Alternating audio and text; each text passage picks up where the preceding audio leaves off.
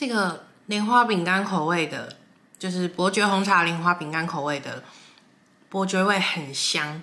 然后呢，吃到后来稍微有一点甜，可能因为莲花饼干的关系，可是很好吃，是我第一次吃到，就是觉得很意犹未尽的雪花雪 Q 饼。对，接下来吃吃看这个咸蛋黄肉松的。